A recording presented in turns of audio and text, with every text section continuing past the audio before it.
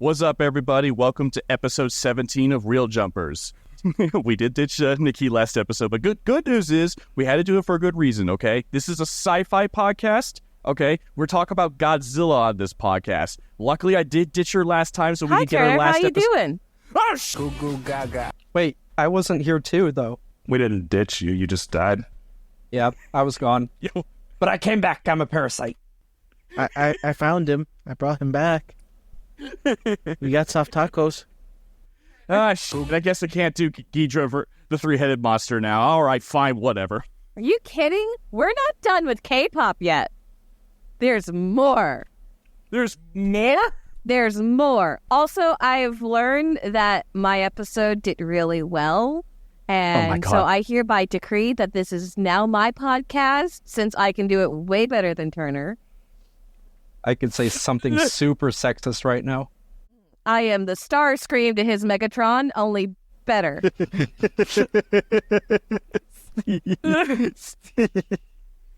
That being said, thank you guys. I'm really glad that you guys liked the episode for K-pop. It really tickled me pink and just gave me a really big chip on my shoulder, which is very dangerous for me to have. I don't think that means what you think it does. She lets it get to her head. I do let it get to my head.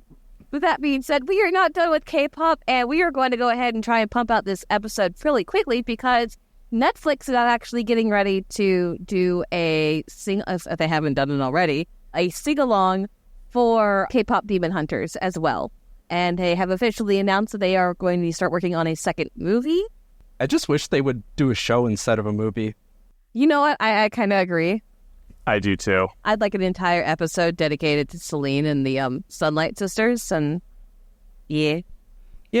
I was just going to say, there's so much in this movie that I could just smell. They had so much more plans, but they couldn't because they had to scrap a television show and condense it into a movie. Like, well, as we go through the plot, I'll point out spots that I feel like was reek of this, but like there are definitely things that's like, this feels like it was going to be fleshed out, but they didn't have the chance. Yep. Yeah, I think we talked about that in part one, where, like, I think the original plan was to have it be a TV series or something like that. And like Turner said, you can straight up just see where, like, if they had just explained this, like, a little bit ago, it would have made so much more sense.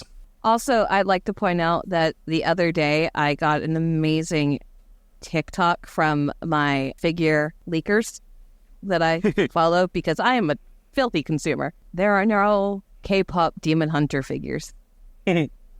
Oh, my wallet just cried. You and your figures. I stare at my 4 Warhammer armies. Don't forget your Godzilla figures, dude. Oh, no. I was about to say something, then I looked over at the Gundams that I build. You guys, none of you guys can say anything. Steve's got his VTubers. I have one single figure of Watame. Excuse I was talking you. about all your VTuber. Okay, if we're talking about merch in general, then yeah. But if we're talking about figures... The discussion was about figures. Steve is the least of us, and the last of us, part 2. And I just gave Dom a Tokai'Teo figure, but Dom's got like a crap ton of posters. So... No, the one who reigns on that one is Dion. That motherfucker has nearly every wall in his place just like poster to the point where he's running out of space. And he's like, I don't know what to put up. Hasn't he started using his ceiling? Yes, after I think he's been using it for a while. I had to convince him. I had to physically convince him, like, brother, you're complaining about space. There's literally prime real estate right above you. I don't know. It's the same amount of time looking at it as you go to look at the ones on your wall. It's just that now you have to look up instead of left and right. And hurts your neck over time. Dennis entering that room, looking straight up. It's free real estate. My mother asked me when I was a teenager what I planned on doing with all my anime merch when I had my own house, and I was like, oh, it's going to go everywhere. Yeah, what does that even mean? When you have your own house? Bro, when you have your own place, what the hell? You can put anything wherever you want. You can put a chair in the sink. I'm going to be honest. There's a Cinderella figure that's like $300 that I'm looking at that's going to be released sometime in December. And when I buy that, it's going to go on my coffee table. All right, that being said, again, I want to thank everybody who watches and supports this channel. I don't know if Turner mentioned the change back to the old format that we just did. Yeah. It just, don't worry about it. It makes it a little bit easier on us. Once we get a little bit bigger and everything, we'll probably go back to what we were doing. We're just like 5 people just shooting the breeze on like stuff that we like. So bear with us.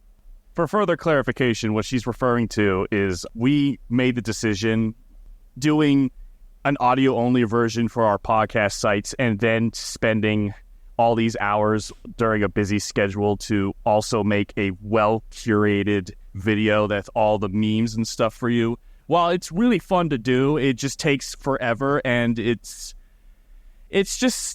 very time-consuming, and with the way things are, I just don't have the time to do it. All of us have regular 9-to-5 jobs outside of this, so it just makes a little bit more sense. Yeah. That being said, if you would like the videos to come back, please go and support us on our Patreon. That will be launching soon, not yet. Like, shameless self-plug. Also, you can find us wherever our podcasts are available. And real quick, we're going to go ahead and introduce ourselves from top to bottom. As you all know, I am the wonderful Akemi Liar, a.k.a. Nikki, your history buff, and a resident upcoming VTuber. Yes, I have a mumble in the works. Now we go down the line. I think it's me for once. I'm number 2 this time. Yay! I'm Dennis. I'm your resident Gundam expert. Gundam, mecha, anything like that. And thanks to Nikki, Dom, and Steve, Uma Musume is slowly enveloping my life now. If you guys haven't downloaded that game already, just do it. You should. And you go watch all the animes. Instead of the waifu wars, start the daughter wars. It's me. Hi, Millie Bay is here, and I'm here to bring you this episode of Real Jumpers, covering I'm gonna all these idols and just crimes by using the figure out what. So I'm sorry, I've been court-martialed for my previous statement. I'm just dumb. Just dumb. That's it.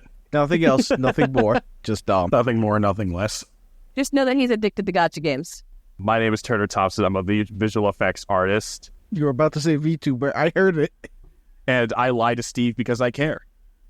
It's okay, I'm used to it. Also, I learned recently that the term for Turner's job is pixel. So, there's that. I am a digital compositor who uses Nuke. And Markiplier would like to hire you by new job title, Pixel. No. Well, I mean, how much we talking? It's Markiplier. He's got oodles and oodles of money. He just bought an $8,000 graphics card, so... Yeah. What is that, like 0.001% of his net worth? Yep. Yes, I love that video of him. I have an ungodly amount of money, and I love him so much. I am a man with 6 ovens! 5. I am a man that owns 5 ovens. Now he is a man who owns 50 solar panels. And a server farm. He owns... Well, dang. At least that's good for the environment. Also, he's so rich that he had 50 solar panels. They were all installed upside down, and there was only a slight difference. He didn't know that they were installed upside down. On the other note, I didn't even know they could be installed upside down, let alone the fact of where his whole render farm just did not work. It turned into a pile of goo. He was so mad. Hi, it's me, Steven. I have been gone. I've been stuck in the lube mines on Turner's order. Of my own volition. But I'm back now. You're going to the loot mines, boy. All right. And in realness, guys, I am also sorry that I wasn't in the last episode. I don't know what happened. I met up with my brother. He went back to school. He's in public school. And he decided to pass along to me his cold. So I died. I actually died. I am on 6 of my 9 lives now. So there's that. I told them to go on without me. There's no ill will here. I hope it went well. Not as well as my episode did, but I'm a little proud about that. I'm not going to lie. So today we are going to finish going over K-pop Demon Hunters and the world of K-pop. Last time we left off, I said that we were getting ready to meet a mysterious demonic messenger. Is it the best part of the movie? It is. Is it my favorite character? Maybe. Is it? Well, get in your pods and let's drop. Woo! Up first one, last one to the paws, rotten egg. But my spinach puffs. I don't know. I don't know what the sudden rush is, Turner. It took us 15 minutes to just do the full intro, so what's the rush? We're just taking our time, man. All right. For the next 10 minutes, we're going to be just bowling around as I try and figure out how to put my shoes on. Hey, Homie, hey, they're Dennis, not even laced. Dennis, What's up? can you go fart in Turner's pod real quick? I can do you one better. Oh, leave a giant ash. You're cleaning that up. Sure. What's the one better?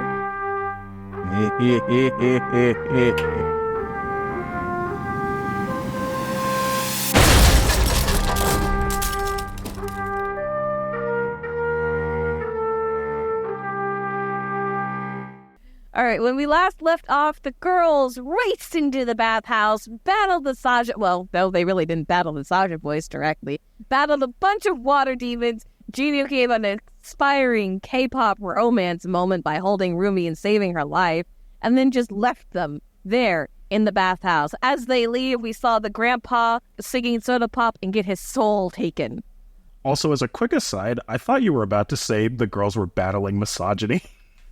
So, another title for this movie. Okay. In all fairness, this movie doesn't really tackle misogyny that much. No, It it doesn't. really I doesn't. literally just thought Nikki was going to say the girls were battling misogyny because it sounded like what she was about to say. That's it.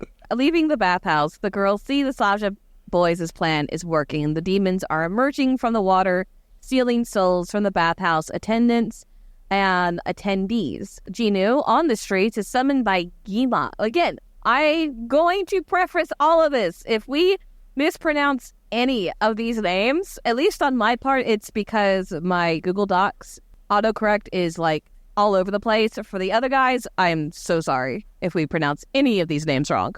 I kept thinking it was Ginghua. It's Gima.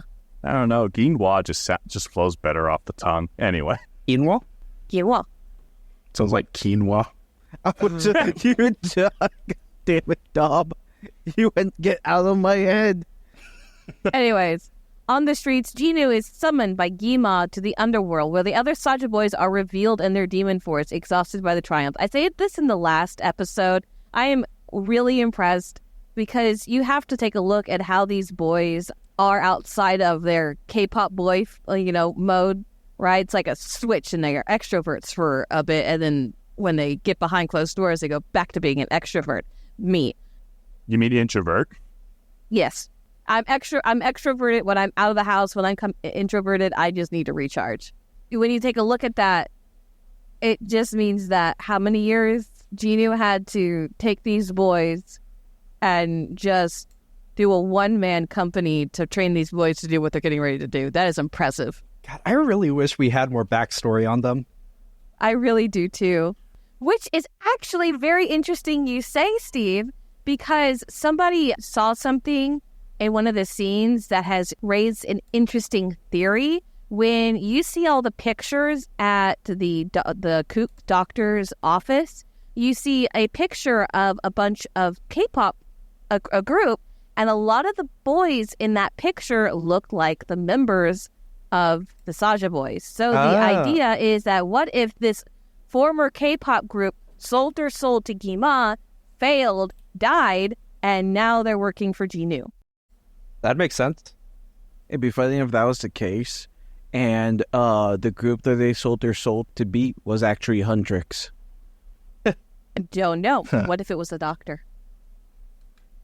That'd be funny. The doctor killed them. The doctor is Gima. The doctor scheme. But we see the other Saja boys in their demon forms, exhausted but triumphant. If you guys have ever played Plants vs. Zombies and you see what the zombies look like, that's what the guys look like right now. Just hunched over and exhausted. Gima admits to the demon hunter that the demon hunter Rumi bears his mark but is beyond his control. Gee, I wonder why. It's like she's half human. Jinyu reassures him, claiming that Rumi's shame means that she is manageable and vows to make the plan work, though a flicker of doubt and regret crosses his face.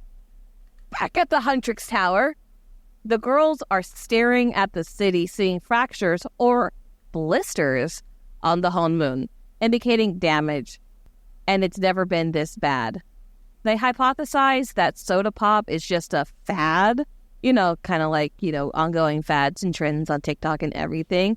Just then, Bobby bursts in, oblivious to the visible damage, showing to us, the audience, that only the Huntrix can see the Hun Moon and the damage that is caused, which is a really good plot point in there. It's a really good way to show us that.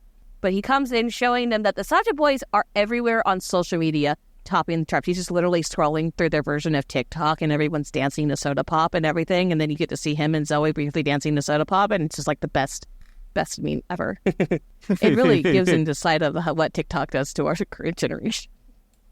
Oh no, we're all doomed. Like, we're all doomed. We've been doomed ever since that fucking ape died, man. Unfortunately, it's also thanks to that ape dying, we now have horse girls. True. So Time travelers be praised. Bobby decides to put away his phone, eventually going, I need a social media break, and illustrating his blindness to the Hun Moon's damage as he just puts his hand on the window and stares down at the city. As we get to see in the next scene, from the girl's point of view, the literal city on fire. Such a funny scene, in my opinion. dude, I'm going to be honest, because this is just because I'm the kaiju guy. And anyone who gets this, you're a real one. I so desperately wanted them to see Jan Gary just roaming around in the background, blowing shit up. You've got editing skills, man. Make it a meme. No, I forget what it's from, but it's like, all right, this is Detroit before aliens invaded. It's just Detroit on fire. And this is it after they invaded, and it's still on fire, but now there's spaceships. I love that bit. I think my favorite meme from Detroit is like that dinosaur with the red outline. The most realistically looking Triceratops ever, and it's like, why does it look real? No, it's just, the meme was, I hate living in Detroit on God, and it's got a big red circle around it, and it's standing in the middle of the road, completely unobstructed, like you can't possibly miss it. I love that meme. And there's a third one too that's just, stole my porch, get him in Detroit. Someone stole in the meme, in the picture. They took the literal porch, left the door. It was a giant hunk of concrete too that they stole. Yeah. It's a really nice show. It's a really nice illustration of his blindness to the Hun Moon's damage compared to the girls' clear view, which I think is really good because it really gives us the plot that, okay, only Huntrix or hunters can see the Hun Moon, which is really nice, definitive. All right. I love that he still supports them anyways, even though he doesn't have like the full scope of like what's going on. He has enough trust in them that's just like, yeah, all right, they got it, whatever. Yeah, let's getting into the next part is where the girls now devise a new plan. Win the Idol Awards with the best diss track ever to take down the Saja Boys. Apparently, the Idol Awards are when they get the most fans to come to the concert. It's the best time to steal the Hun Moon and take care of everything. And instead of performing Golden, their newest song, they're going to create a whole new song in the span of, 2 weeks? Something like that. I think it takes more than 2 weeks. But honestly thinking back now, going back to the whole thing where Bobby doesn't see the Hun Moon burning, it gets me thinking about Rumi's patterns. I genuinely think only the girls and the demons can see the patterns. No one else. So really, I'll bring this up later. Yes. Okay. So as they're getting prepped up, they're planning on who's going to do what. Zoe's got 50 folders filled with demon insults rearing to go. Mira's going to make the dance moves. They are pumped and ready to go. And as they run off, we see Bobby's unwavering support as they go plan the music. They're like, they seem like really nice guys, but all right, you do you. I have a quick question. Yeah. Is diss tracks a common thing in K-pop? Considering the facts that tracks are usually made by the companies themselves, so this is where I'm actually going to get into it real quick, and I'm going to remind everybody, how the girls go about doing their music in this movie is very Americanized. From what my understanding of K-pop has always been, is it's always been the company that choreographs, writes, and lyrics the music. Okay. Because I remember this plot line striking me as odd because of everything you told me about K-pop before we watched it. I was like, this doesn't seem like something that K-pop artists normally do. Like, I know for the sake of the plot why they're doing it, but I mean, like... Oh, no, this is very Kendrick Lamar of them. Well, don't forget also, Turner, this is made for kids, and also your average parent watching it with their kid or just average viewer absolutely doesn't know that that's a thing and isn't going to look it up anyways. I guess that's true. I'm just saying, like, the themes later about Ruby's marks and how it ties into how K-pop artists can sometimes feel trapped and unable to air out any possible flaws with them. Otherwise, they get, ostracized. I thought that, like, because they care so much about that metaphor, I just find it odd in places where they seem to be lacking in other metaphors. Whatever, you get my point. Yeah. So I'm just going to go ahead and remind everybody now, the way they handle music and everything and as Huntrix is very Americanized. Okay. All right. Going on, each girl goes into their room, so inspired to get ready. Rumi goes to her room and tries to take the doctor's tonic, discovering it is just grape juice. Actually, it's konjac, and it's amazing. It's very calorie effective. It's got 0 calories. It keeps you full for a very long time. This is actually something that K-pop artists actually eat on a regular basis because it helps them maintain their weight. Well, they use it to help maintain their weight. You're not supposed to use it to maintain their weight, but they do. Frustrated with Zoe's solution and antic because of the whole kook doctor thing, she sees the bandage on her bed that Jinu had wrapped around her arm and wonders why he helped her. Just then, a tiny crow-like bird in a teeny tiny hat appears at her window. The bird reminds me a lot of Rob Lucci's bird. It does. That's the first thought that came to my mind when I saw it. I'm going to be really honest, this bird's a lot cooler. Yeah. Son of a bitch, I didn't think of it that way. She goes out to see the bird, and it goes over, and then as she's outside, which this woman has, like, so many plants on her terrace. So, Canon, Rumi's a plant person. We see a pair of eyes just appear. I believe Rumi then gets startled and pulls out her sword, and from the darkness appears the best character in the entire movie, and this is actually his canon name, Derpy. I love how the term "fugu" is used affectionately. In any other context, if you just said, man, this fugu's cat, people would assume that you're kicking it or something. No, I mean nothing but absolute love. I mean, I think every pet owner, or most people with animals are like that too. It's like, you stupid fugu dog, get over here, you fat bastard. I love my 2 cats, but Jesus Christ, in the mornings I want to strangle them. Because, especially Tara, I love my son, but he cannot learn when to not shut up. He just cries and cries like a newborn baby.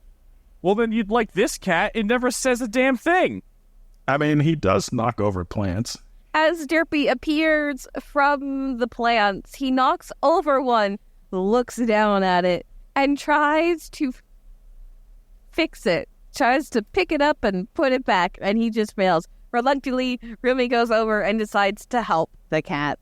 As she stands up, the cat just stares at her and opens his mouth. Blah. And in his mouth is a little invitation. Jinu, this is Jinu's cat, and Jinu's bird has invited her for a secret rendezvous. Ooh, spicy. Between K-pop artists? That's illegal. It is. That's super illegal. As soon as anyone sees them together, their careers are both ruined. This is where I will get into. Idols are recommended to not have relationships, romantic relationships, and to focus on careers first. For K-pop, it is at least while they are a part of their groups. But it is just so that, and in Japan, it's at all, just so that the fans have the illusion of a romance. Yeah, that part always just like, Just on a certain level, that always just makes me feel icky. I see a lot of times in the K-pop world, it happened with, and I'm sorry, guys. I know there's a lot of stuff going on with her and everything. This is just the one that I have that's at the top of my head at the current moment. Kim Hyuna is currently dating somebody, and there's a lot of stuff going on, but she is currently dating, and she waited to date somebody until after she was done with for a minute. Guhara, rest in peace, when she was still here, was dating somebody as well. He's a dick. I know nothing about this. It's just funny. It's like, he's a dick. So is that. But if you go and watch Oshinoko, we literally see the main idol of the entire anime gets murdered for having children. More spoilers. It's a good example, but I don't believe it's that intense, but it probably could get that intense. There's a VTuber clip that I saw. She got a super chat from someone saying, I wish you wouldn't do collabs with guys. I don't want to support you anymore because of it. Stuff like that. See, that's the that makes me get icky about all this stuff.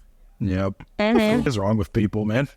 But that's how relationships are usually handled. Relationships, at least while K-pop groups are still big, are really heavily monitored. That way, the companies can give allusions to certain relationships, allow the fans to have allusions to their own relationships, and just help in total. It just sounds stupid. It does, doesn't it? Meanwhile, over here in America, I got super excited because Taylor Swift's finally engaged. Nah, she's just waiting to make the best song ever about the marriage breakup. It's going to be... Her divorce single is going to do, like, gangbusters. Getting back on topic. Sorry. She reads it and realizes that Jinu wants to have a chat with her. And he wants to chat with her about her whole demon thing, whatever. And she decides to go and rendezvous with him just so that she can kill him. Just, let's just go ahead and kill him now. He's inviting me here and everything. So she follows Derpy. I love his name. To where Jinu is. And she's moving like ever so quietly. It's fantastic. She could be a freaking ninja. On a rooftop, we see what appears to be Jinu just standing on a roof. And Rumi scales the wall, goes up, and lunges at Jinu, slicing him in half, only to find out it's a mannequin. Okay. Jinu appears behind her, calmly stating that he didn't expect a hug, but that was a bit much. And she just stares at him. And this is where I just go, God, he's a freaking nerd. He's aura farming. And before she says anything, he's like, first, I want to talk about those. He's like, I wanted to talk to you about something, but first, I want to talk about those pants. Coming to her choo-choo themed teddy bear pants, which I thought were pretty cute. And he just goes choo-choo, and then just a big-ass nerd. Something my husband would do. Right, honey? He's a dork. What? He's a dork. He's adorkable. He's adorkable. As he says that, she goes and lunges at him again, trying to kill him. And he's like, hey, I could have exposed those demon parts to your friends, but I didn't. And she's like, why? Why didn't you? And he then questions why a demon is also a hunter and why she didn't hear the Demon King's voice. And Rumi is confused because she had never heard of the demon being able to hear the Demon King's voice before. And then she reveals to him that she's half human. He finds that out in the bathhouse of where it's like, oh, you're half demon. No, I think he thinks she's all demon. I don't know. Audience, sound out in the comments. Correct us. I think it was he finds out that she's part demon in the bathhouse. Well, if we don't know, it's all speculation. Gina then explains that all demons have something that they're ashamed of, and because of their shame, they can hear the Demon King's voice. And then he goes to explain his tragic backstory. Oh my gosh, you got a tragic backstory, guys. Who would have thunk? No trauma dumping in general. He recounts to his 400-year-old past self. His family was desperate and poor. Using only his talents, playing the beepa. A beepa, I will remind thee, is a type of instrument used. It is not a guitar, it is a Korean instrument that sounds gorgeous. Anyways, he tried to earn money on the streets, but failed. Starving, he heard Kima's voice promising him to make him good enough to support his family. And just like that, overnight, Jinu's music became popular, even catching the Emperor's attention. His family lived in the lap of luxury, finally fed and clothed. But at what cost? He started to feel shame, condemning him to the demon world, serving Gima for eternity. His family suffered in his absence. Ever since, he has been haunted by the memories of his family and reminded of his shame, by Gima and the voices in his head. Back to real time. Ever since, he has been haunted by the memories of his family and reminded of his shame. He touches Rumi's shoulder, making her marks appear, claiming that she also has shame because she has marks. I was just going to say, this is the part where I wanted to mention, I think the whole shame and marks is a very good metaphor for like what it's like to be a K-pop artist. Like we were just mentioning how it's like you can't show any possible flaws as like a K-pop artist, and I find that the fact like the marks could literally represent anything that someone in this position would be insecure about, like their weight or how their face looks or something, or just scars, or I don't know. I think the metaphor is a little hard to like nail down in words, but I really like it. I think it's a good metaphor that if they had a TV show, they probably could have fleshed out more, and it would have been like, chef's kiss. I guarantee you all of her shame is caused by Celine. Oh yeah, no, I hate her. Mother of the year, folks. She's not even a mother. She's just a terrible mother figure. Rumi rejects this, stating he doesn't know her. Jinu agrees, but then offers to listen, as he is the only one who might understand. Rumi raises her sword, declaring that she is nothing like him. Jinu accepts her stance, but then, offers for, inviting her to come see him when she's ready to talk, because he'll listen to her. She tries to attack, but then he vanishes in a pink puff. And then the frustrated scene ends. Note, she throws away the pants when she gets back to her apartment. It's not important, but I wanted to mention it. I thought they were cute, man. You can wear. The next day, the girls are lined up in a big room because they're getting ready to do a fan signing organized by their awesome manager, Bobby. And he states that we had fans sleeping outside in sleeping bags. As they open the doors, the fans rush in. The sleeping bags come to the front, which is a reference to Mira's sleeping bag dress that she wore at the Met Gala. I love that so much. You beat me to it. I was going to say that. I'm sorry. And as the sleeping bags, the girls are just so excited and going to get down to it. And they're like, make it out to, and they're like, who do we make this out to? And they're like, to your biggest fan. Dropping the sleeping bags. Who is it? It's the Saja Boys. Aiming to disrupt the event. God, I love how petty their plan is. Weren't we also joking the other night that as soon as they all saw the Saja Boys, before they even knew they were demons, they were just like, let's kill them. No. And then they find out they were demons, and they're like, oh, now we have an excuse to kill them. Yeah, I don't think they actually wanted to kill them, but it was hate at first sight, definitely. But then as soon as they found out they were demons, like, oh, yeah, we can kill them with no repercussions. Oh, that's problematic. No one will miss them.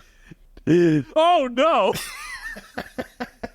Bobby then suggests a joint sighting, but Rumi, realizing that they lose half their fans if the guys are separated somewhere else, invites them to sit with them. Like, oh my God, if they sit away from... They can sit at our table. It's okay. Like a lunch situation. Yeah.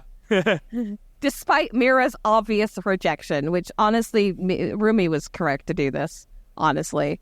It boosts fans and whatnot. It's good for morale. Good publicity. Well, the fans' morale's definitely not Mira's. During the joint signing, comedic interactions ensue, leading to the fan ships. Yep. Fan-created romantic pairings. The fans start shipping the girls with the guys, so they start shipping Romance and Abby with Mira, Mystery and Baby with Zoe, more Mystery than Baby, and then Jinu and Rumi. Which is really, really fun. You really get to see the interactions with the girls, with the guys and everything. I love when Zoe just whaps her pin on Mystery's head and go, no. It's funny because they hate each other. It's especially if he's barking like an actual dog. Yeah, I forgot about that. Wait, I don't remember that at all. Yeah, no, he's literally barking. I do not He's remember this. growling at a fan, and she just whaps him with her pen like you would a dog, and she goes, "No, bad such a boy." And then Abby just, takes his paper and just does an etching on his abs and hands it to a fan. That is hysterical. Love it. Love the comedy in this movie. Gina then confronts Rumi about not telling her friends about her marks. Rumi confesses her hatred for the marks and what they represent. Gina responds profoundly, if hate was the one thing that could take out Gima, he would have done it a long time ago. Which, Oh, snap.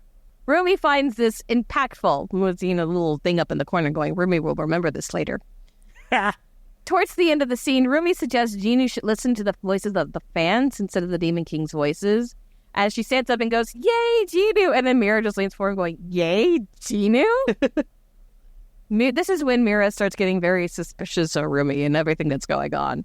In the next scene, back at Huntrix Tower, their personal skyscraper, Rumi and the girls meticulously reviews the lyrics of the new song. And she begins to soften the harsh lyrics and making them more... Wait, hold on. We saw a montage of them making the song, didn't we? If I remember correctly, it was them doing this scene, then it was the montage because they're trying to figure out everything else about the song. They got the beat from beating down a demon. The montage was first. So there was a montage in between her interaction with Ginu and the signing because she had asked a demon if she could actually see the voices. I guess I didn't feel that was needed to be put in because it was a montage. So there is a montage of them putting together the song Takedown, which was written, I think it was written by Twice, but not certain, but Twice has their own version on the official soundtrack, which is really awesome. Really proud of you, Twice.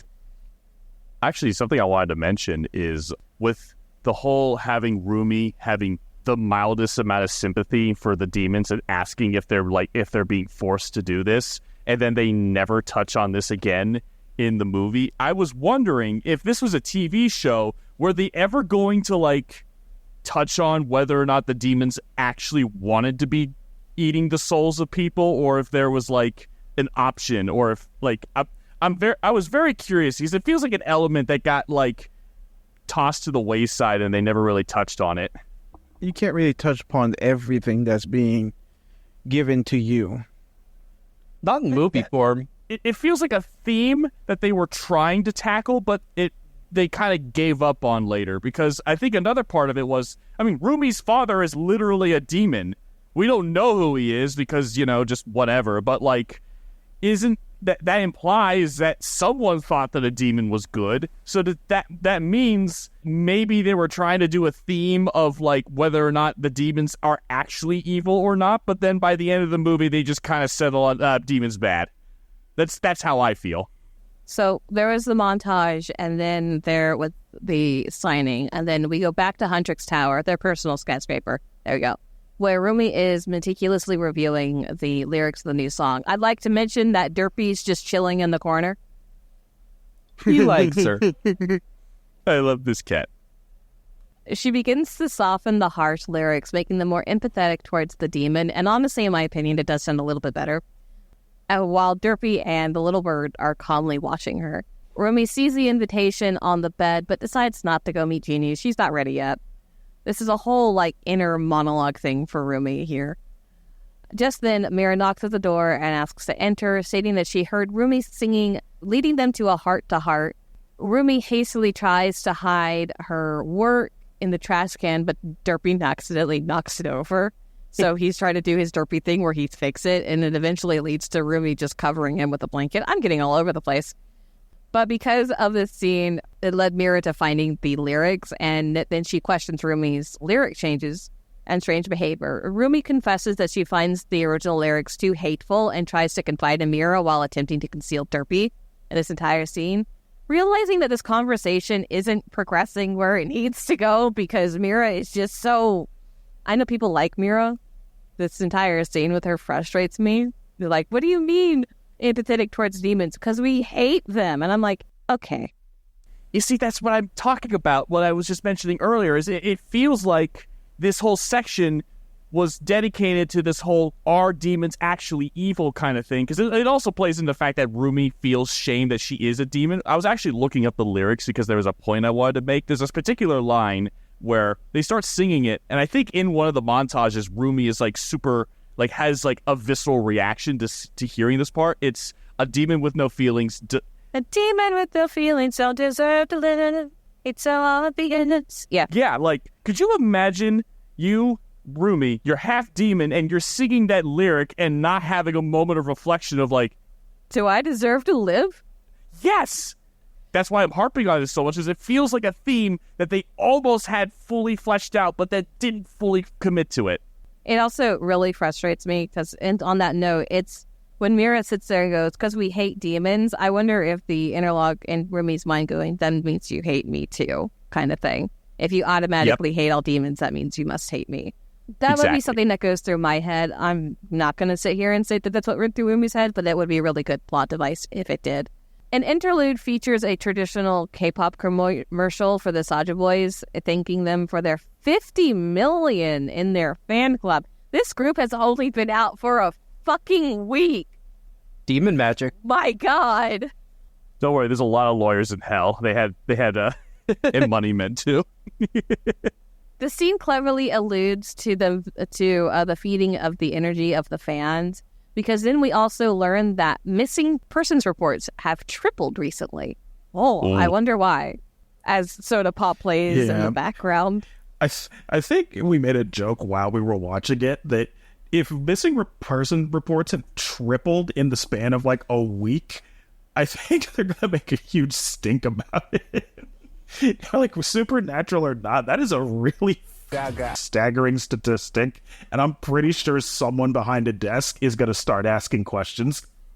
I feel like someone would declare a state of emergency. Yeah, that's really bad. It really bugs me that this is the only bit in the movie where we actually get to see the problems with the missing persons. They just mention it here, and then it's not seen again. Yep. Well, except for that one time on the train. I was actually just about to say, no, the train. Yep. That didn't even really have any consequences, though. They just showed a bunch of people disappear. Yeah. Consequences? People are dead! But no one knows. It's a movie for kids. You just gloss over it. Whatever. Demon magic. Demon's bad. All right, now we go to the next movie transition, where it's best described as the first of two romance scenes in this entire movie, because, of course, it's a movie. There's got to be some shipping going on. Jinu waits for Rumi, complaining about her tardiness, and then she appears with ninja-like stealth, startling him and nearly sending him a tumble down the hill in a comedic display of his dorky nature. Oh, I loved that that's how it translated. Nice. He expresses relief that she finally came to her senses to talk, but Rufy swiftly corrects him that this is strictly business. She explains to him that if Jinu, now a demon, remains on the human side of the Hun moon, when it turns golden, then he'd be free of his marks and would be able to live freely forever.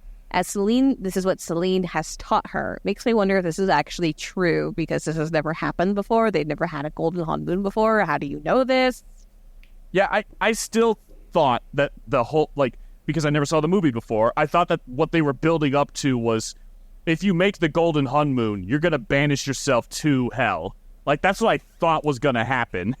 This leads to Rumi's proposal that he and the Saja Boys allow Huntrix to win the Idol Awards. Jinu claims that it's not that simple, and Rumi counters that his past actions weren't mistakes, but hers were, confirming her half-demon birth. That she herself is a mistake. You know, none of her actions or her entire existence was a mistake. And he repeats, it's not that simple, hinting at a deeper secret. I don't think we got the full story here, guys. Just then, an endearing elderly Korean grandma approaches, offering them a lover's knot bracelet. G2 protests that he's not Ruby's boyfriend and that she's not his type, which she gets offensive at. You know, she finds offensive, which I would too. To which the grandma humorously tells Rumi to go and find another man because he sucks. He does suck, but I'll get into that later. She hands Rumi the bracelet, and then Rumi reignites the ideal that, hey, just think about it. And then they lead to their awkward, goodbye, whatever. And Rumi gives the bracelet to Genu. Aw. Which, cute. The next day, we see the girls practicing at the Idol Awards Stadium as they are rehearsing Takedown. During their run through, she stops, feeling the song's vibe is off, and that something just isn't right. Mira questions Rumi's judgment, while Zoe, ever the optimistic one, suggests minor lyric changes. Rumi insists that the entire song is off, but they realize that there wasn't enough time to write it. I love this whole scene. I love Zoe in this entire scene because she's like, okay, the whole song. Let me just tear this up now. And she just immediately goes to tear up her shirt. No, it's not like I spent like the last 2 weeks working on this shit. Their manager, Bobby, re-enters, ever enduring, carrying a freaking armload of snacks and carbs. Truly the best manager on the planet. As he talks to them, a shudder from the Han Moon indicates a nearby demon attack, and the girls immediately rush up to confront, leaving a deeply exhaling Bobby behind. He turns around and they're just gone. Bobby is a treasure, man. That man, I wonder how many times they do that and he just panics. If I had a manager like Bobby, I think, you know what, I don't have a good analogy for it. Bobby's just a huge bro and I love him. A real one. If they're going to do a sequel, I really want them to be like, okay, by the way, we've been killing demons like on the regular because we think that this is just, we should just tell you at this point. You're a really nice guy. We don't want to ruin anything. Like, we are out at night Batmaning all over the place. We are in mortal danger like all the time, but it's cool. This would have been a great episode. There's always an episode of the series where the person has to tell their secret to the other person, and this would have been an entire episode. Oh, yeah, probably. On the train, because it's on a train, the girls separate to fight an onslaught of demons appearing on the roof, noting that they've never seen a tear this large in the Han Moon before. As they're fighting to take down, by the way. And as before this happened, Mira confronts Rumi about her recent behavior, demanding that either you are with us or against us. Figure out which one you are. If you are with us, then help us fight the demons, basically. Powerful fighting sequence unfolds to the song of Takedown, made by Rumi. This is what you were talking about earlier, Turner. It's in this scene right here. Rumi has another internal monologue questioning her beliefs and is attacked. This happens when she sings, demon with no feelings don't deserve to live. It's so obvious, and that is when her internal monologue happens. The sequence highlights to the ongoing tension between Mira and Rumi. Despite their efforts, the fight ends in failure. The train passengers are absorbed by the demons, confirming their defeat. Off the train, Mira acknowledges Rumi's feelings about the song, but insisting that they have no time, as literally the world is at stake. This placing just Korea. I'm not sure if the entire world is at stake. Well, they said they went on a world tour. I don't know. If they ever expand on this universe, I'd be interested in what the demons are like in other parts of the world. I'd be very interested if the Han Moon only covers Korea, or if it's the entire world, and that they're just hunters over each sector. I could have sworn they said at some point that if the Hung Moon does its thing, the whole world is in jeopardy. But then, like you guys said, that doesn't make sense. If this is a world-ending thing, just smack dab in the middle of Korea, you think they'd have more people than just 3 on it? Yeah, that's what where a lot of people are trying to figure out. Honestly, I vaguely recall seeing a shot in this movie that shows Earth with the Han Moon over the whole thing, but I can't confirm or deny if that's true or not. Zoe expresses her love for Rumi and agrees with Mira ultimately. Rumi, realizing that she won't get through to her friends, parentheses, or perhaps is unwilling to share her full truth, on parentheses, knows there is only one person left to confide in. It's Cheeto. It's Cheeto. All right, this is my favorite scene in the entire movie, by the way. Oh, really? I will explain why in a hot minute. Well, not a hot minute, very close minute. I can talk fast. All right, Rumi finds Genu waiting for her on a hillside. She's determined to convince him to throw the Idol Awards, hoping to ensure Huntrix's victory. In her mind, this is the only way that this is going to work, and her, keep her morals intact. Rumi admits that since spending time with him, her voice has improved, giving her hope that everything can be fixed. And this leads to what I believe is a good standout song for the movie, Free. And here is a duet between Rumi and Jinu. The song is a classic love story expressing their openness, lack of shame, and the theme that we won't be able to fix it if we won't try. All right. And I really like this scene. By the end of the song, Rumi's voice is fully restored. Jinu realizes that he can't hear the Demon King's voice. He finally agrees to throw the idol awards, trusting Rumi's plan. However, the moment Rumi leaves, the voices return. Oh my gosh, romantic trope. I'm only okay if she's near. I'm going to go ahead and explain why I like the song Free for a lot of people. It is a really good reference to what actually happens in K-pop, where there are duet groups that actually exist. And the most notable one that I can think of is Troublemaker, which is B2ST or Beast, Jang Hyusung, and 4 Minute's very own Kim Hyuna, where they got together and they do duets type songs like that. And they're meant to be a more romantic type songs.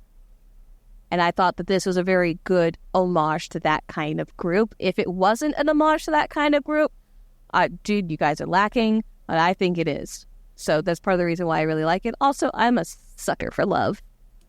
I personally didn't really like the song. The message is good, but just musically, I did not enjoy it. I don't even remember it. Exactly. I'm sorry, Nikki. This is also this is one of the songs I skip when I listen to the whole soundtrack. I'm sorry. It's a good song. It doesn't speak to me. I deadass don't even remember it. Everybody is entitled to their wrong opinion.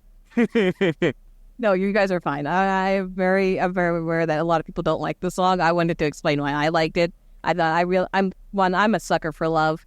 Two, I thought it was a really good reference to something that actually happens in K-pop. And I thought it was really cool that they were able to squeeze a duet group into this. Going ahead, we're going to go ahead and do a thing. We were robbed of a scene, by the way.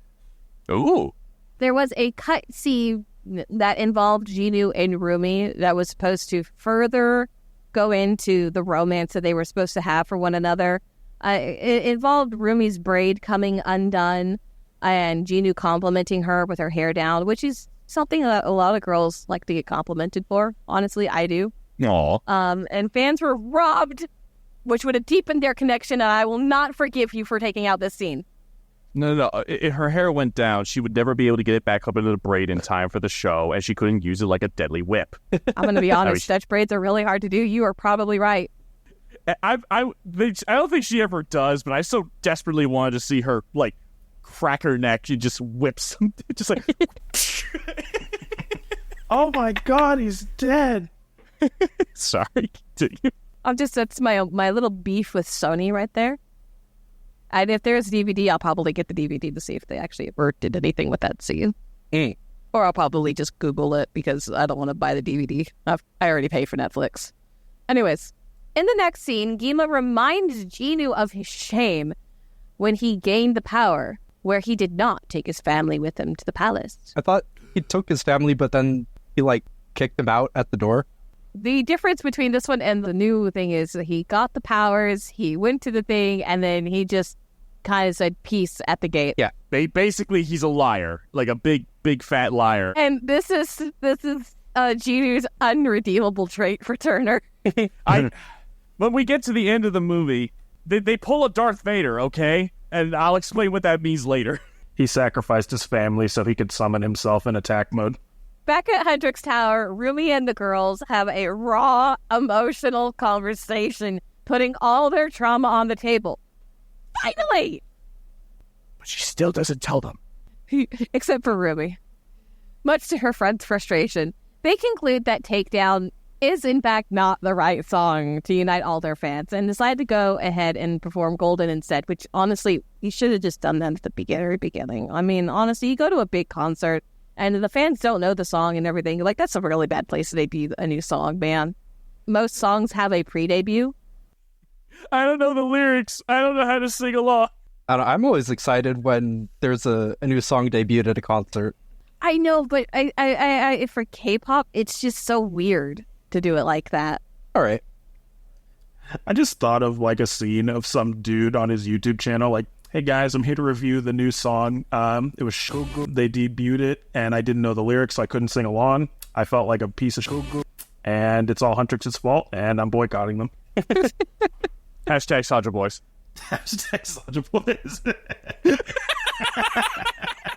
That's just the guy who rips off his shirt and reveals the other person's shirt. I'm gonna talk about him later. He's my character in the whole movie. Anyways, they decided to go ahead and perform Golden instead, which Rumi describes as a song celebrating the best of them. There's that little bit in that song that describes the worst of you. Are you sure? Nobody knows that, though. It's okay. This clashes with the movie's underlying theme of confronting shame, by the way. The Idol Awards begin with a grand opening. Before the main event, we do see a close-up of Huntrix and Sandra Boy's personal light sticks, which is really, really cool, which is a cool nod to Korean pop culture, K-pop culture, personal light sticks that became popular in the second generation thanks to G-Dragon and Big Bang. In tradition, the film accurately incorporates the Idol Awards themselves are based off of real-life Korean awards shown like MAMA, MMA, GDA, and SMA. Do I need to repeat all of that for you guys? I'm sorry, what kind of condition did you just describe to us? I'm sorry, you've been diagnosed with NNA.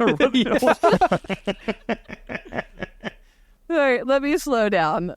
We get a close-up of the light sticks for Huntrix and Sandra Boys, which, by the way, the fact that these boys already have light sticks out is still, like, so mind-boggling because Cat's Eye just got their light sticks debuted, and they've been out for, like, 2 years. Demon magic. Could you imagine the Sandra Boys getting outed as demons because someone finally called them out on their logistics and how nothing is adding up? That's how it happens. I would like to go ahead and reemphasize that the personalized light sticks is an awesome nod to K-pop culture in its basis and idol culture with personalized light sticks, which became popular in the second generation of K-pop thanks to G-Dragon of Big Bang, where he made a personalized light stick for Big Bang, and now he has his own personalized light stick for just him. A tradition the film incorporates beautifully. Steve, you have a light stick for a VTuber, right? I have a Watame light stick. See? It's all over the place. Merchandise, man. The Idol Awards themselves are based off of real-life Korean K-pop award shows like MAMA, MMA, GDA, and SMA. I'm not going to tell you what those stand for because that means I'd have to look it up real quick, and I don't want to do that.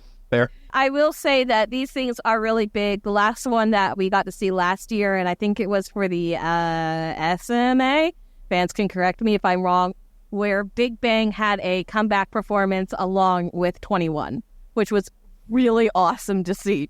So really cool. The opening of the K-pop awards looks very cheesy to me, but I was actually told by a more intense K-pop fan that this is actually pretty normal. So cool.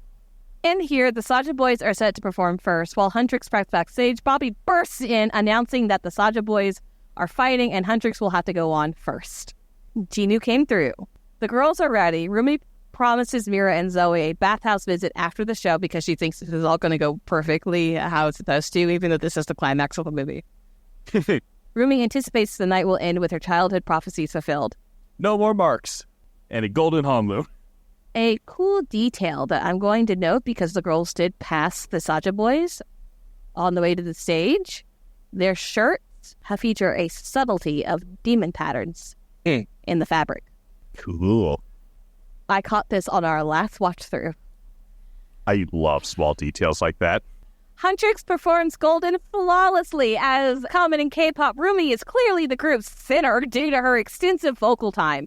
Midway through the song, Mira and Zoe mysteriously exit the stage so that Rumi can perform alone. She performs an aerial acrobatic like freaking Pink, man. Over the stadium, she swings.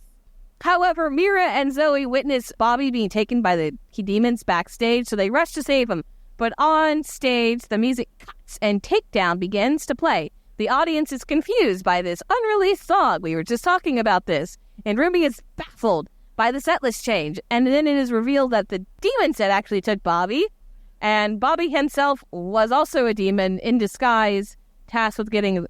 Okay, I'm going to go ahead and say it was discovered that Bobby being taken was a distraction to get the girls away from the stage. Bobby's actually fine, guys. Yay! That's all I care about. If anything happened to Bobby, I would kill everyone in this podcast and then myself. Back on stage, Takedown continues, and we get to see Rumi's lightning-fast reflexes, characteristics of K-pop artists kick in as she immediately executes the choreography that her and Mira and Zoe had put in place for the song. Going ahead and taking a breather to put in that this is a really good reference to actual lightning-fast instincts that K-pop artists actually has. Please go look up a compilation of their instincts for this. What happens, the music is so ingrained into their heads that as soon as they hear the first note, they immediately go into the choreography. It's really fun to watch. You know what's so interesting that you bring that up? When we first watched it, like, you had to explain to me that whole bit because I thought that Rumi was temporarily possessed. Like, that's what I thought was going on. No, it's an homage to lightning-fast K-pop artist instincts. Runners are also like that. They practice whenever they hear a pistol shot, they go into their starting stance. So if you see runners backstage at competitions, you'll constantly see them like jolting their arms when they hear a pistol shot. So it's just muscle memory. Instinct. You could call it of the ultra variety. Mira and Zoe rejoined her on stage, but they are not the real ones. They are imposters. Sus! Call meeting! These imposters bullied the shit out of Rumi, directing the harsh lyrics of Takedown directly at her, shoving her, singing in her face, and finally ripping off her jacket. Oh my God, Turner. It was what you were saying earlier. It's like the lyrics to Takedown are actually meant for Rumi. Yeah. Thank God she was wearing something under the jacket. Otherwise, this would be a really different rated movie. Dumb. This exposes Rumi's worst nightmare. Her demon patterns are now visible for everyone. Well, not everyone. I mean, nobody in the audience can really tell that she's wearing demon patterns except for, Rumi and Zoe, which is what they were after. And I'm just going to keep going. Anyways. No, actually, I'll say this. I see a lot of people, like, I've seen, like, YouTube shorts that are like, wait, can people actually see it? And they, like, start talking about it. It's like, they can't tell. Like, there's no consensus on whether or not people can see that. The performance culminates in Rumi having a severe panic attack, screaming and running off stage. Which, from the audience point of view, somebody did a TikTok of this. Can you imagine this? You're at an Idol Awards. Your favorite K-pop group just shut off their most popular current song and replaced it with a song that you've never heard before. You haven't seen the pre-debut for this song. You haven't seen the choreography video for this song. You haven't know anything about this song. And then your group seemingly has a panic attack on stage. They seemingly break up on stage. And then they destroy the entirety of the ambience of the entire awards. That is like eight things there that is not supposed to happen during a K-pop award show. No, like that would, like, I don't go to concerts very often. I think I've only been to like 3 in my entire life, but like, yeah, that would confuse the F out of me if I think I literally went to a Disturbed concert once. If I saw all the band members suddenly just give up and just walk off stage, I'm like, what just happened? What the fuck was that? I think I saw a bunch of people on social media going that if this happened to any regular K-pop group in existence, their entire group would be destroyed. The company would see them as a liability and get rid of them. Meanwhile, we have Will Smith slapping the shit out of Chris Rock. And using AI-generated crowds for his YouTube ads. Oh my That still brings me joy. Downstairs, Rumi encounters the actual Vera and Zoe, who are shocked to see her expose demon marks. They're left reeling, unable to process the truth. When Rumi confesses that she was working with Genie to make sure that the Saja boys lose, Vera and Zoe point their weapons at her, not thinking that they can trust her loyalty.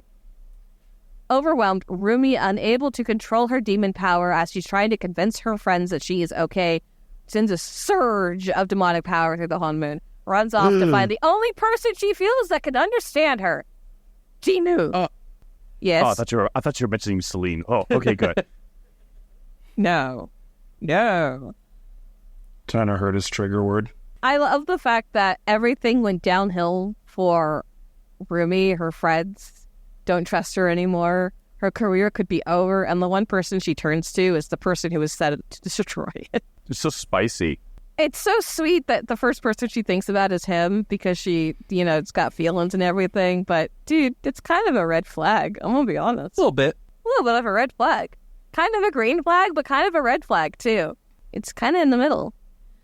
Rumi catches up to Jinu, and he admits it was all his plan. He tells her everything is a lie, that she can't truly know if things would change, and that she, too, has shame. Challenging her to admit he confesses he lied about his past. Oh, this is where he lies.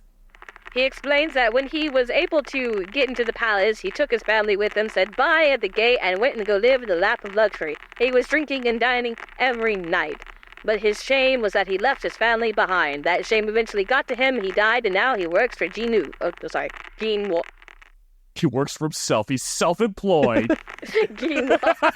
He was so shameful that when he died, he remanifested his own soul back into the world. He was like, all right, guess we're doing this now. Now he works for Gimwa, and that's his true shame. It's the fact that, it isn't the fact that, sold his soul to the demons. The fact that dude left his family behind, his sister and everything. There's also a theory, by the way, that his sister is the same little girl that the first hunters sing to at the beginning of the movie, by the way. Okay. Huh. There's also a theory that his sister is one of the first demon hunters. He confesses that he lied about his past and leaving his family behind, and then he did the thing, okay. After the whole, little bit, he cruelly tells her that she is a demon and that it is no different. Oh my God. Damn. I think this is the part where I can't forgive him either. This is the pinnacle of conflict, frustratingly hard to watch, given that all of this could have been avoided if she would have just been open with her friends in the first place. Yep. Jinu vanishes, leaving Rumi alone in a decrepit, demon-affected state. She walks away from the city, leaving a massive tear in the honeymoon behind her, seeking the only person she has left to go to. Celine. I'm sorry. What? Oh, sorry. Something got in my throat. Here, have a pulse.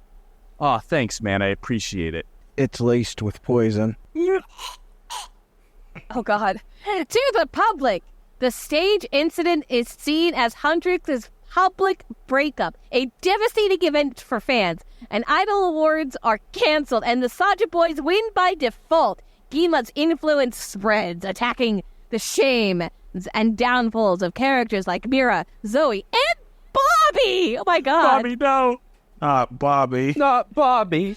The Saja Boys enact their final plan, inviting everyone to an impromptu concert at an undisclosed location. They told us what the location was in the movie, and I didn't understand what it was. Wait, can I cut in for just a hot second? Sure. Not only is it framed like that, they literally hijack a jumbotron and a bunch of TVs across the city, and they're just like, hey guys, we're sorry to hear about Huntrix, but you guys should come see us perform instead. Yep. Dude, I love Dude, what aura? I love the visuals of how they subtly hint that they're demons as to how they mess with the Jumbotrons, because they start doing things that the Jumbotrons could not possibly do. Yeah. It's super subtle. I really Nobody like it. questions it either. No, dude, it's just special effects. There's actual TV screens that look 3D over there. Dennis, I can tell you, I know what you're talking about. The things that they're doing, if you could see that in real space, is impossible. I think also just because after Rumi walked away and tore the Hung Moon, the demonic influence kind of had already started possessing everyone at that point, so they all just kind of started zombily walking towards the arena. It's a really cool visual seeing the rivers of the Saja Boy, whatever icon things, going up the hill and pouring into this stadium. Oh, it's so cool. Yeah. I'm going to go ahead and note, before I get into the Celine part, the shames that are affecting all of our beloved characters. Bobby is distraught by the shame that he isn't good enough for the girls. He's perfect. Zoe is struck with the fact that she can't find her place in life and that she's just too much for everybody to handle. I feel that. Mira is struck with the fact that she will never be able to have a family that will accept her for who she is. That's so sad. Which is weird because that's something that her and, Rumi could bond over, honestly. Anyways, Rumi appears before Celine in their quote-unquote training area, giant tree, confessing everything, including Mira and Zoe now knowing the truth. Celine is shocked to see Rumi in such a demonic state. Demon eye, demon hand, demon marks everywhere. She tells Rumi that they can fix in a very panicked voice. Mind you, she says, "We can fix this," suggesting that they claim it was all a trick from the Demon King, that reiterating their mission to protect the Hunmoon. Oh my God, someone needs to give you an award. I can fix it. For worse. Gaslighting award. Can I take over for a second? Oh my God, I hate Celine so much as like a character. Again, I get it. It's for the sake of the story. It's just how to not raise your surrogate daughter 101. Make her ashamed of something that she has absolutely no control over and attempt to gaslight her friends once the secret is out. God, I hate her so much. And then she's so bad at being a good mother figure that, like, when Rumi begs her to look at her as what she is, she can't even bear to do that. And I'm like, oh my God, you shallow piece of shit. And then Rumi basically threatens to, like, join Yima, or that's not what she actually does, but she ends the scene. It's like, oh my God, I think she's going to burn the whole place to the ground. This entire scene is a really good reference to what I believe Disney Channel did a really good job doing with their Encanto movie and their Red movie, which is a child seeking the approval of a parent, right? And always feeling like they're not enough for a parent. But this is Rumi going back to a childlike state where the only thing she can think to do is just ask her parent for help. And she gets there, and all I can see in Celine is just fear, right? Of everything that's going on. It's just straight fear, which is not what Rumi needs in this situation. But that's what's going on. Rumi pulls out her sword, implying that Celine should slay her now because of everything that's happened. We learn Celine adored Rumi's mother and promised to protect her mother's legacy, but was unprepared for Rumi being a half-demon. Rumi asked her a heart-wrenching question, "Why couldn't you accept me?" And that's when Celine goes, she's like, "I do accept you." And she's like, "Why couldn't you love me? I do love you." And she's like, "All of me." I love you by obligation. It was just so, like, heart-wrenching. It's like, and this is like something that I can, like, I don't think I can attest to because my parents are awesome, but it's like a child of, like, divorce, half of the family not liking you because you're half of the person your parent divorced, or you're half this or half whatever. It just speaks to me, and I'm getting a little deep here. I'm sorry. Celine insists that they must adhere to their morals to protect the Hanmu, and Rumi's, in the most powerful moment, declares, "If this is the Hanmoon we're trying to protect, I'm glad it's broken." That's what you were wanting to say, Dom, right? That was the quote you were after? Yeah, I just didn't remember because it's been a while. Yes. And demon warps away, now a fully fledged demon, I'm assuming. No, I think it's just more of some movies and some TV shows do this, of where they don't explain something that they've never shown to do. Now they can suddenly do it. Uh-huh. Never shown to demon warp like what they do, and now you can? What? Whereas that 1 + 1 does not equal 2 in this instance. It's equaling 58. At the Saja Boys' new arena, Yima congratulates them as a sworn of demons prepares to feast on the stadium full of people. The song "Your Idol" begins. Before you guys gush and everything about how amazing this song is, hold on. Let me get through this next pair. I can't hold it. The Saja Boys take the stage wearing modernized traditional garb, specifically the so freaking sorry if I mispronounce this. Joseong Sajang, I'm so sorry, which is Grim Reaper style. They're black hanboks, gat hats, kind of like Derpy's hat. Oh, by the way, hold on. We learned that Derpy, the hat on the bird, was meant for Derpy, by the way. Okay, the tiny hat.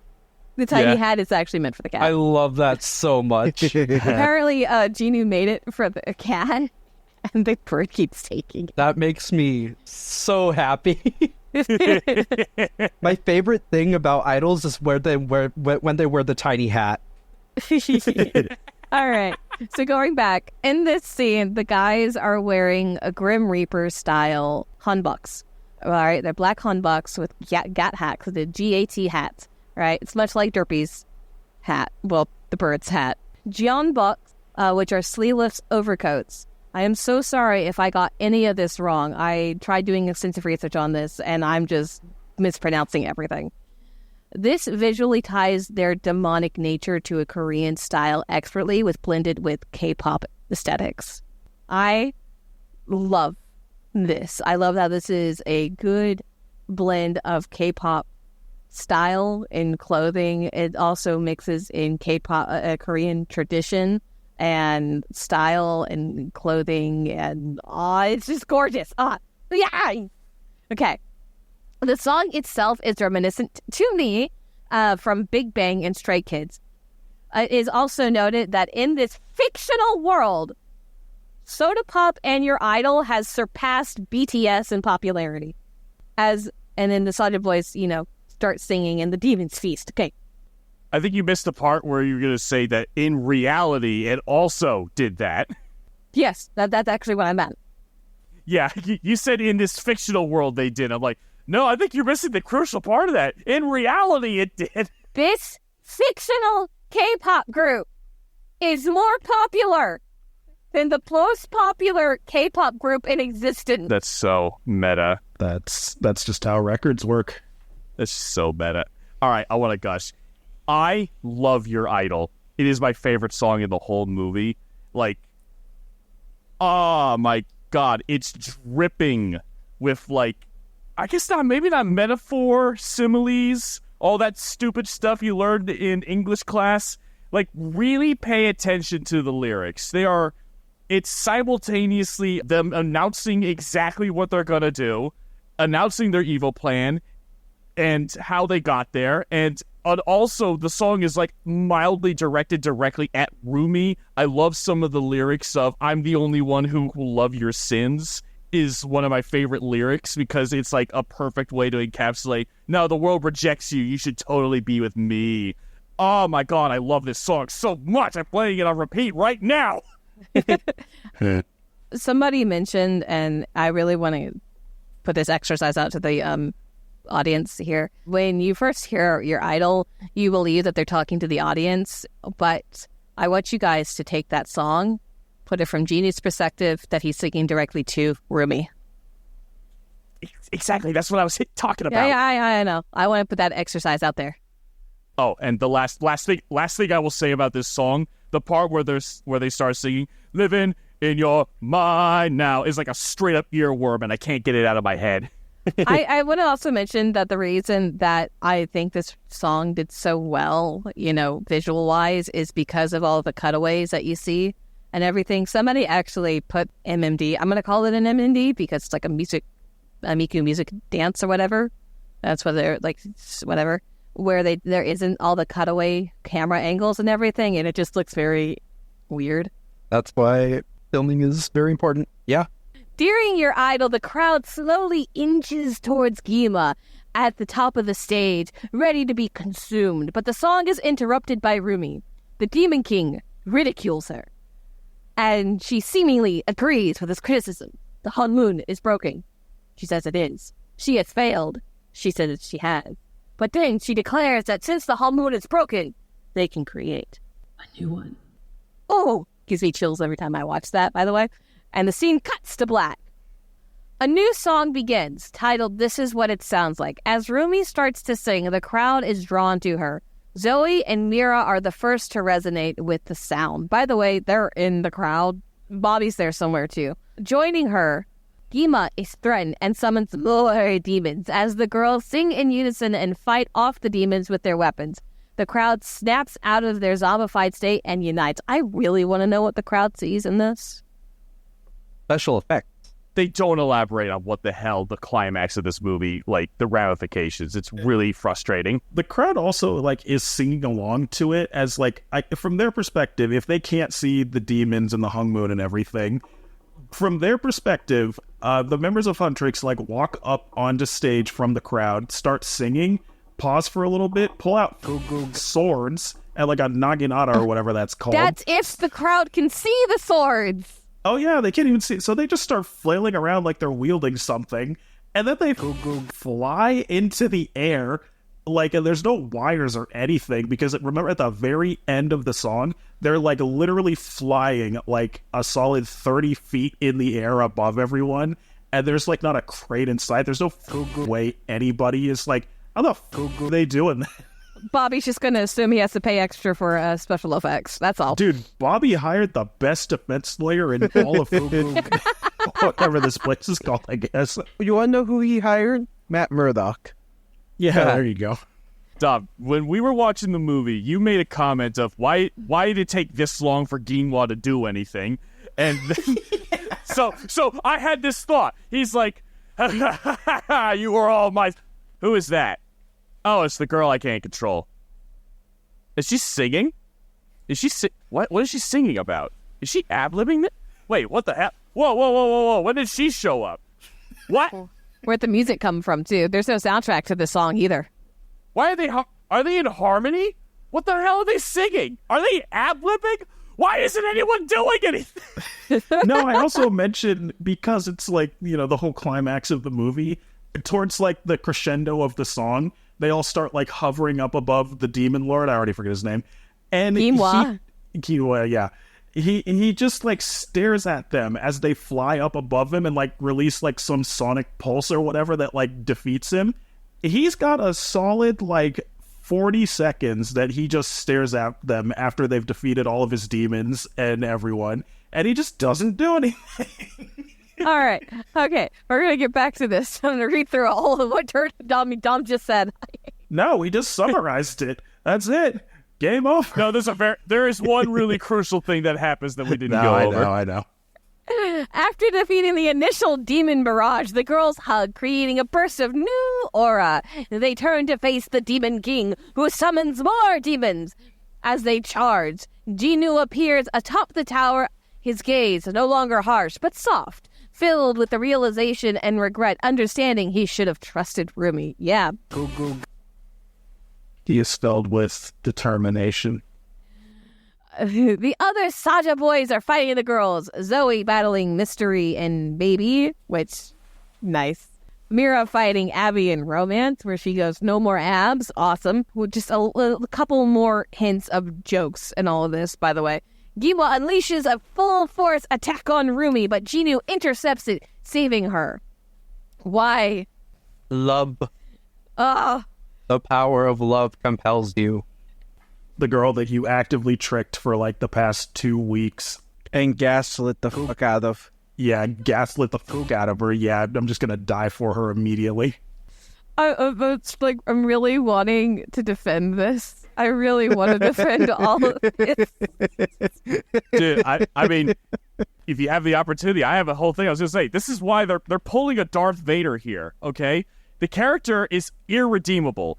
There is nothing that he could possibly do to redeem himself because he totally effed over his family like 300 years ago. So at this point, they're doing the same thing they did to Kylo Ren and Darth Vader. They're like, okay, we want them to redeem themselves, but it would be really awkward to have them around considering what they've done. So they're just going to die so we don't have to deal with that. I really want to defend this whole romance that this movie has made and everything. And I think this romance would have done better in an episodic series, like we've been saying this entire time. Definitely. And everything. Because honestly, when you really break down the events of this relationship, we see this guy who comes into this girl's life seemingly wanting to destroy it, wanting to hurt her and everything, goes closer to her, lies to her, uses her, tricks her, betrays her, and then goes back to her. It's not a healthy relationship that should be portrayed to the kids, honestly. Mm-hmm. But I want to support it so bad. The power of pussy compels you. It's like I'm like 12 years old and I'm effortlessly defending the Riven and Musa ship from Winx to everybody again. I still defend that ship, by the way. It's the I can fix him versus the I can make her worse. I can make her worse. Both of them are thinking I can fix each other, but both of them really need to just work on themselves. Jinwoo, are you okay? No, I won't. Pussy. Shut up! Stop! The whole Genu redemption thing it would have been handled a lot better and a bit more understandable over an episodic series where you could dedicate like 2 or 3 episodes to him trying to fully redeem himself and everything, and then just a split-second decision. And I agree with Turner on that. And I think you actually said that was the case, that was what would have happened. Your opinion would be different. Yeah. I'm just gonna go with that was probably the plan, anyways. Then he sacrifices himself and she gets a Buster Sword. Yeah, that's what happens. So Rumi states that this isn't how she wanted it to end. She wanted to free him. Genie replies that she has given him freedom and a soul. What? And now he will pass his soul on to her so she can regain her normal state and control her abilities. All right, I want an episode of something where we can delve deeper into that. Please? He vanishes into Ginwa, effectively powering up Rumi. Her sword transforms into a massive, what's the cloud's sword called in Final Fantasy VII? Buster Sword! There we go. And she just starts charging. Hold on. I want Turner to break down this animation real quick. Because the animation of her running, every time I see it, looks so weird. She's running faster than the length of the stage actually is, and it bothers the hell out of me. Turner, go! The reason you have an issue with it is that the characters in K-pop Demon Hunter are vastly exaggerated. I mean, not vastly, but like their legs are way longer and skinnier than what normal women look like. You haven't seen a K-pop artist. No, I've seen the K-pop artists, and their legs look much more normal than these people. Look, the reason why it looks so odd to see them run is because they have these gigantic chopsticks for legs, and they're trying to run like full-on sprint, and it looks like they have no weight to them. This whole movie is so well animated. This part looks dumb. I think also the camera movement where it's turning doesn't help it at all. No. Yeah, I remember we looked at that, and like because the like with the whole song, they're like approaching the crescendo, and so she's running up the stage in this like triumphant fashion, and the camera's spinning around her from like kind of a like almost like an asymmetric angle, and it just highlights like how out of proportion she is as it like spins all around her, and it just looks weird. I wanted to touch on that because just every time I see it, I've got no skills in animation or editing or anything. These guys do, or at least Dom and Turner do. So having them break that down is really nice. Turner's literally a compositor. He's working on a movie right now, so... The other girls, having defeated the Saja boys and one last comedic slash, rushed to Rumi's aid. Together, they sliced through Ginwa, freeing everyone and creating a new Hanmoon. Not a golden Hanmoon, but a new Hanmoon. Sequel, baby! Sorry. This is their happy ending, and the narrator expresses... Was there a narrator at the end? There is no narrator. Wait, there was not. I think Rumi may narrate, like, near the end, but I think that's it. No, there was never a narrator. That must have been... I'm trying to figure out my notes. Celine was the narrator at the beginning because talking about the honeymoon, but everything else, there was no narrator. It was just the movie's happening. Oh, the narrator my notes is talking about is me. I expressed my dissatisfaction for Yima practically dying for nothing. The Golden Hanmoon hasn't even been created. They just created a new one. This guy just seemingly died. Oh my god, he's dead. We didn't even create the Golden Hanmoon yet. I don't think we need to create one now. As the song ends, the girls are halfway in the air, standing before a new Hanmoon, witnessing their newly created happily ever after? Question mark? There's no Golden Hanmoon. I'd like to preface that to everybody.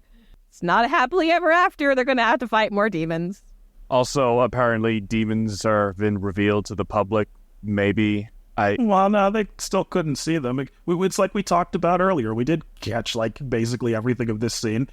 From the audience's perspective, it was just like a weird-ass, like, performance. They started swinging around invisible swords, and then they flew up into the air. But no one ever no one ever establishes that though. I'm sorry. It's a happy cartoon ending. They don't got to explain. Day is saved. The big bads are dead, and all the girls are gay. It's great. And they go to the bath.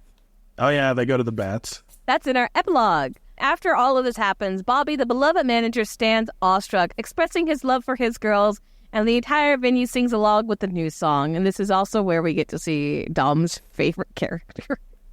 Oh yeah, no, it's during the climax of the song and the ending.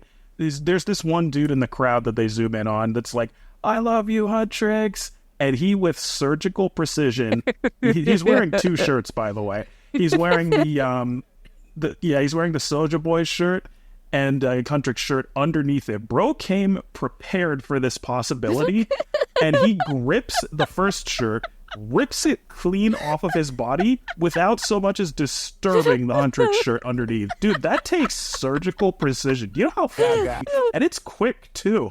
It's not like he has to fiddle with it. He straight up just reaches up and just right off of his body to reveal the Huntrix shirt underneath. I love it. I might be imagining this, but didn't he rip it off right after the Huntrix broke up to the Soulja Boy shirt and then ripped it back off later to go back? He ripped it off when the Soulja Boys debuted and they were on the the comedic game show. When he saw the Huntrix go on the show, he switched it off to the Huntrix shirt. When they broke up, he switched to the Soulja Boys, and then when he got there, he switched it back to the Huntrix. This man, I do not remember that. That dude is a legend. So not only did he wear 4 different shirts, he predicted it in the correct order. I have a prediction that he just seemingly leaves the house with 5-6 different shirts on for all of his favorite K-pop groups. That way, if he meets any of them, he can just automatically switch into that certain fan mode. Dude, I guess. Holy shit, that guy's a legend. The movie concludes with the girls finally relaxing in the female bathhouse, not the male one. I don't know why I prefaced that, so I just had to. Sharing a heart-filled moment, glad that no one died. They started crying and everything. Very girl reaction to all of this. I can say this because I am a girl. Leaving the bathhouse, Rumi now wears a flowy crop top, which makes her marks more openly visible to her friends. I don't really think anybody else can see it. We've already touched on this subject. We're going to keep going forward. In the alley, I want to point out that all of the Soulja Boys merch is discarded into a trash can. That is over $5,000 worth of merch because I'm going to tell you, lightsticks aren't cheap. In a trash can in the back alley. If that was me, I'd probably raid that trash can just for, a collection. It'll be worth millions one day. At the alleys, and Huntrix sees a group of fans decked out in their gear. And although they planned a 3-month break, again, they feel refreshed enough and decide to go and cut their hiatus short so they can interact with their fans. Fully recharged and ready for action. True workaholics. Oh my God. As the girls greet their fans, the camera pans up to reveal Derpy and the little bird are still around. I like to think that Rumi kept the bird and the tiger around for yourselves and that, she introduced them to Mira and Zoe. These are our new friends. We're having soft tacos later. Hooked on a feast. A comforting final image before the credits roll. And a version of Takedown sung by the ever-fantastic Twice plays over TV-style movie art. And the movie is over. Twice worked a lot on a lot of these songs, so the fact that they got to actually do a revision of Takedown is fantastic to me. And then I know that Golden was based off of a different song, and I know a couple other groups were able to do their own versions of a couple other songs, which is awesome. And the outburst from media from this entire soundtrack is awesome. They've created 8-bit versions of it. There's KK from freaking Animal Crossing singing Soda Pop. Yesterday I found someone did a Vocaloid cover for Soda Pop. Oh my God, it's all Soda Pop. It's fantastic. But that's the movie. I've had the slight opposite experience. I feel like Golden is the most popular song from it because I keep hearing it in places I walk into, like everywhere, and like it's on the radio in my car. Like I actually haven't heard much of Soda Pop anywhere. I heard it faintly on my Alexa, and I was like, I know for a fact I did not play that song. Why is it playing on my... What's really cool is I've gotten more Soda Pop than anything else, but I've also seen the Your Idol and Takedown and Golden pop up for me as well. Amelie did a cover for Your Idol, which is awesome. A couple of VTubers also did another cover for Your Idol, which is fantastic. I was at my local Korean market the other day just buying some kimchi, and I heard Twice's version of Takedown come on the radio, and I just stood there staring at the speaker and go, huh, that's cool. So it's actually fantastic that now we have yet another K-pop group. So that being said, I want to go into some tidbits for K-pop, interesting K-pop groups that actually now exist now, because this is another one to add to the docket. Everybody already knows about Hendrix and Soulja Boys. That's what this whole thing was about.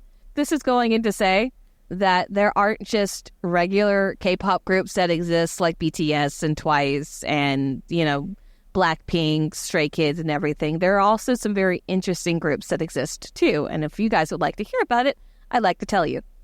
All right, so some unique K-pop groups that exist currently are, one, the biggest one is aespa, where they each have a virtual 3D persona that exists in a virtual world. We also have an entire group full of moms, which is called MMD, or Mama Idol. Nice. There is also a boy group full of deaf members, which is known as Big Ocean. And the one group that I really, really wanted to touch up is there is a K-pop group centered around the Vocaloid CU, which was the first Korean Vocaloid that ever exists. And you could see her performing with the group Glam for a while. And what's really interesting is one of the members of Glam is actually CU's voice provider. Yes, that's right, people. Not only am I a K-pop fan, I freaking love Vocaloid. So with all of this K-pop information thrusted upon you guys, what do you think? I ultimately loved this movie. I thought I was going to hate it. I actually love it. Yeah, because you judge things before you see them, you twat. You were singing the hatred of this movie when we were like, let's watch it. Like, I don't know, it's for me or anything like that. I'm kind of turned off from it. Oh my god. I think you people are exaggerating. But No. No. We say these things because we love you. We love you very much, man. I know, you suck. With that, Turner, do you want to give your rating at the end or before me or the beginning? Well, I'm on the spot. I'll give you my thoughts right now. All right. I have been torn between giving this a 7 or an 8 for a very long time. I think I'm going to give it a 7.5. The main reason why is the songs are fantastic. I love all of them. I love the premise. I initially rejected it. I now love the premise. It's such a unique film, and I'm so glad that I got to see it. I think this movie can't be an 8 for me because I could just smell all of the potential it had for a coherent story that it just couldn't fully pull off because, again, this was a rushed job to take the remnants of a long television show and cram it all at once. I don't think it's as rushed as you think it is. I remember our friend Nicole stating that they've been working on this ever since 2018, I think. Was it in development, Elf? I'm not sure. She says they were working on it when you guys were in college. Well, then that must have meant they were working on it as a television show, and then halfway through it, they had to scrap it and turn it into a movie. But my point is that I can tell that there were things they wanted to talk about, but they couldn't. Dom, you go next. A lot of my general sentiment kind of mirrors Turner's, although I didn't go in with the same skepticism. I'm not a fan of K-pop and just like the whole music industry in general. It's not to say I dislike it or anything. I'm just not as like into it as basically anyone else here. But I absolutely love this movie. It absolutely grabbed me by the balls. The songs are so catchy. The story is definitely compelling despite the flaws we've touched on. I think I agree with a lot of what Turner said, but I think I can give it an 8. I really enjoyed my time with it, and even though we watch movies 3 to 4 times before we do these, I didn't get sick of it once. I'm going to go watch it again. All right, we got an 8. All right, Dennis. honestly, I really enjoyed it. Despite some of the I think some of the problems that I had with this movie is just more of the pacing of it was fast. Yeah. It hits beats, and then it's like, okay, done with that one, on to the next one. Done with that one, on to the next. But with the format that it has, it did really well. Like, genuinely. And it's not, and the fact that we're getting sequels to it and things and stuff extended is great. And I know we live in the same time where, it's doing well because we're going to extend it because it's doing well with money. At least they acknowledge the fact where, you know what, people like this and it made money. Let's go ahead and continue watching this. Versus, like, say, other things in back then, this is making money. Let's just drop it and not do anything else. Because God knows how many times that has happened. Honestly, Your Idol was my favorite song. I think my least favorite was probably Golden. That's funny. Soda Pop's good. Takedown's a alright one. Your Idol, How It's Done, and Soda Pop are, I think, my top 3. And I think I give this movie about an 8. A solid 8, yeah. All right. I'm going to go ahead, since Dennis gave his favorite song in the movie. What was your favorite? Just going to go ahead and re-emphasize that. Oh, definitely Your Idol. Like, I love Your Idol. Soda Pop is second. I'd like to point out that Dennis didn't even mention Free. Oh, yeah, I forgot about Free. Well, he got you there. Yeah, no, I completely forgot that song was there. I mean, it has been like, what, a month since we did part 1. It's also been how long? It's also my fault. I don't have Free in the K-pop soundtrack, but I have it in my personal soundtrack. This movie was good. I really enjoyed it. I do wish that it had originally kept its plan to be a series, because it does suffer from a rushed pace, and you can just smell all of the series plans around it. But overall, they did a good job with turning it into a movie, and I would give it an 8. And your favorite song? Well, what's the opening one again? How It's Done. How It's Done. Yeah, that one. My rating is very interesting. I'm actually on the same boat as Turner. When this movie came out, I didn't want to watch it because I thought it was another company chasing K-pop clout, much like they did for KDA. And I had a problem with that. I'm such a gatekeeper. I'm so sorry. And then I got tired of seeing everything on TikTok, so I actually sat down one day and watched it, and Dennis was like sitting in the chair next to me, and he watched it too. So, and that's what gave me the idea to do it. I fell in love with it. Pointing out, if you look up K-pop Demon Hunters right now on Google, up at the top, you'll just see a scrolling banner that just says couch, couch, couch, couch, couch, because I had to look it up to get somebody's name. So that's really cool. As someone who's been a part of K-pop ever since 2012, has watched a bunch of series and everything, I thought that this was fantastic. This was amazing. From the animation to the voice acting, fantastic, phenomenal. My favorite song is Free, but for circumvention, popularity, and everything, I would have to go that my favorite was, it's a toss-up between Your Idol and How It's Done, because of how much Your Idol sounds like Stray Kids. I got my husband into K-pop because of this. I reignited my love for K-pop because of this. And I'm honestly love all the references to Korean culture and everything that I love and everything. I give this movie a good 11 out of 10. I think it's a great movie. I love the references to Korean animation too. I looked at that yesterday. I noticed that the animation that Turner really liked is an homage to how cartoons are done over there. And I thought that was really cool. And big mad props to King Jung, the voice of Bobby. I couldn't have gotten a better person to do that. So what is our average score for this movie, sir? Well, Nikki, you skewed it a lot, but it's 8.5. Nice. If we take Nikki out, though, hold on. I'm a little biased. I like K-pop. And that divided by that, I got that wrong. I don't know. All that preamble. Whatever. Look, she skewed it. Whatever.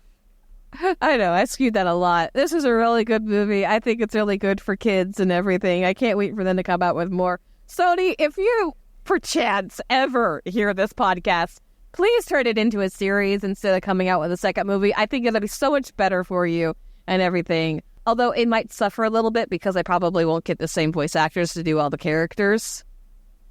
Then the animation will look worse. The rendering will look worse. Yeah. They'll justify it as not needing to spend as much money. And no, just make a movie. Just go ahead and make a movie. Make like a whole freaking like trilogy. I'll love it. In fact, you just make an anime.